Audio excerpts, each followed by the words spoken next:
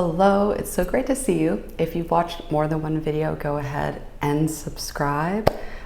We have a very exciting roll for you today. I'm rolling with Emily. Emily is also a purple belt, so you're seeing a rolling commentary created by a female with two female purple belts rolling, which, I really haven't seen on YouTube. This is the first. We're going to give you simple tips. That way you can use it right when you get on the mat for your next open mat. So if this sounds good, just keep watching and I'll see you when we start rolling. All right, now Emily and I start rolling, and we always talk smack when we start rolling, and there's this thing in jiu-jitsu called when you're a purple belt, you become lazy. So she just sits down and I start laughing because I'm like, isn't that such a purple belt move to just be like, you know what, I'm just gonna sit down and break your arms from the seated position. So right here, she loves going for De La Rivas, and she likes going for X-guard moves, and she loves using that far side foot hook to then spin around to take the back. This is an excellent technique. Because I know what she's gonna do, I spin around. That way she can't get my back if I'm facing her. You know what I'm saying? Obvious. Let's just keep it obvious. No matter what, got money on my mind, I can never get enough. And every time I step up in the building, everybody hands go up. And they stay there, and they say yeah, and they stay there. Cause all I do is win. And if you going in, put your hands in the air.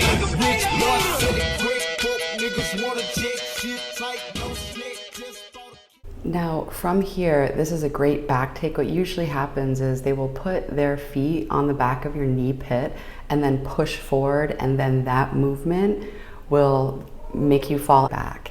And I know she's gonna do this too. That's why I put all my weight forward onto the palms of my hands. That way she can't pull me backward. And this is also a self-defense move. This is a typical, if somebody grabs you by the waist and tries to put you in the van, this next move is a self-defense move that it'll stop you from getting put in the van with all that delicious candy. You know what I'm saying? Hook the leg with your opposite arm as you shoulder roll through. And the most important thing for you to do to land this, there's two things. One is once you grab the leg, when you can see here, I'm just about to put the triangle lock around her leg. That triangle lock helps you because it secures the leg so they can't pull the leg out. And then when you hook the heel, that allows you to have leg control, and that disallows them from bending their leg, because when you're at the top of the lever by their ankle, it is much more difficult for them to bend their leg than if you're, let's say, by their calf. So in this instance, I didn't lock up that triangle fast enough because she already knew what I was doing. That's the nice thing about self-defense on the street. Like, somebody who's trying to get you in their van is probably not going to be the 0.001% of the population who is a purple belt and higher. And there's a difference between knowledge and skill. Yeah, you can know this in your head, but for a human to actually do it, there needs to be like repetition and physicality of actually doing it. So here you can see I roll through, but she gets her leg out because I was not quick enough to lock up the triangle around her leg and get leg control.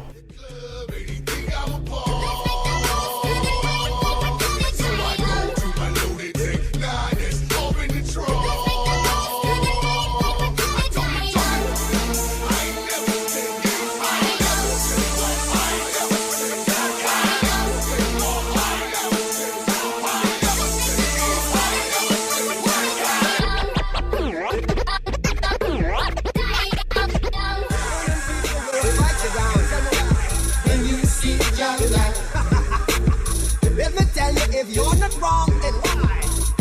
Everything is alright.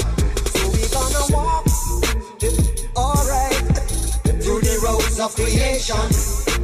We the generation, tell me why. Try to break tribulation.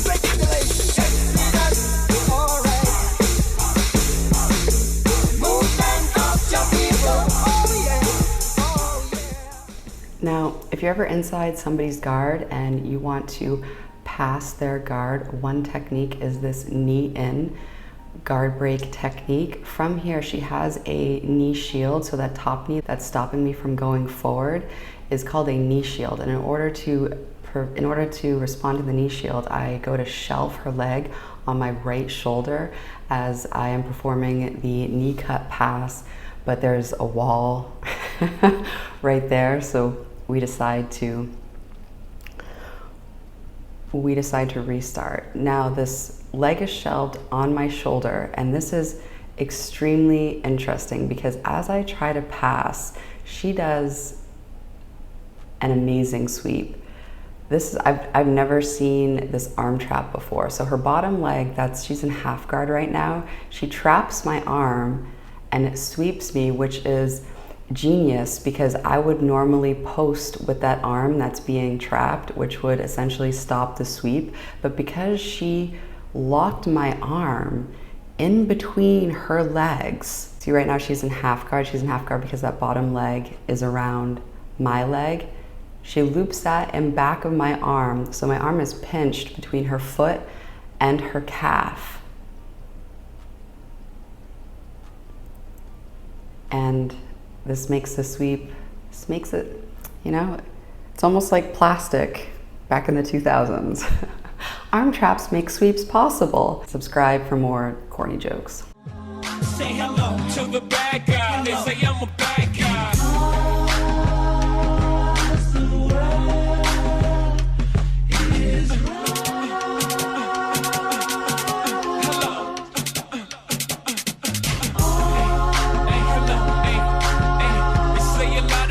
Let me tell you what I ain't. I ain't playing life short, so I ain't waiting like to start betraying them. It's twice as hard to get a job as paying them. So I ain't paying attention to what you're saying.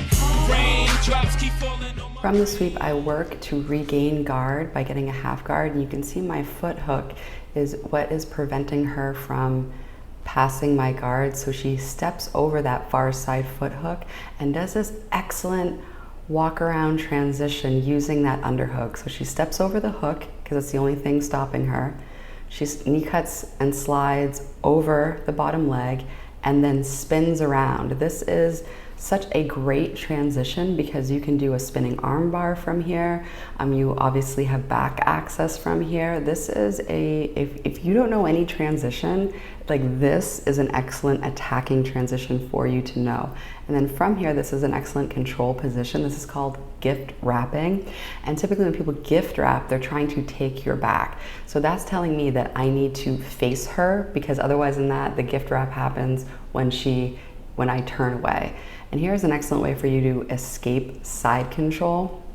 And if you're even in a side control without the gift wrap, this will work for you. I'm telling you, this is, if you are a white belt or a blue belt watching this, this is the side control escape that I use most frequently, that works for me most frequently, that I even see my coach doing most frequently. He does this to me to regain guard when I can get a side control for like 2 seconds. And then he just gets a knee in. So focus on my knee during this transition, during the side control escape, okay? This is so simple yet effective, and you can definitely do this to escape next time you're rolling. Simply hip out to create space and then bring your knee in. So we'll show this to you live, okay? Right here, I hip out, so I'm facing her. So as I hip out, I get my knee in. The little crevice right where her hip is where you want to place that knee. So hip out, knee in. At the same time, it's like one fluid motion, and once you get that knee in, that is a technique called a knee in to replace the guard. And then after, I set up this arm bar. I've been working on like the corkscrew arm bar, and a corkscrew, I'd have to get that far leg over her head. But because of how high my hips were, this is what made the arm bar come on so strong. And that's another important tip for you is when you get the arm bar and you're going for the arm bar and any type of, or even a triangle, getting your hips up off the mat is really going to help you with your success rate in finishing these attacks.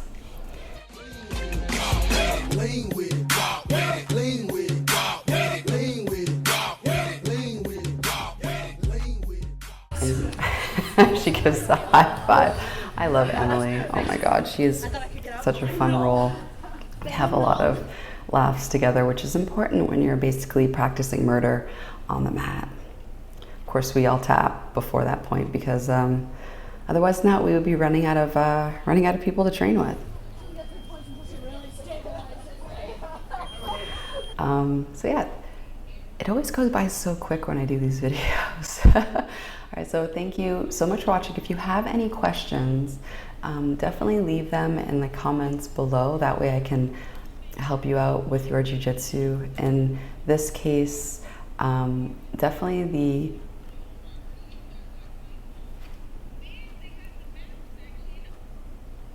the sorry, these headphones. I'll link these headphones actually below too. They're like water resistant. I actually wear them in the shower. They're waterproof. I think they're like, what is it, IP67 rated or whatever the number is. I'll leave them linked below. They're basically my favorite headphones that I use all the time. They're also noise canceling, which helps if you have, you know, people in your life that like to make noises with their mouth. Carrie, if you love you, I mean, if you're watching, I love you. All right, so until next time, keep on training, keep on, you know, having happy thoughts and thinking positively about what you're trying to do. That definitely is helpful, not to be your own resistance. But all right, so again, until next time, bye.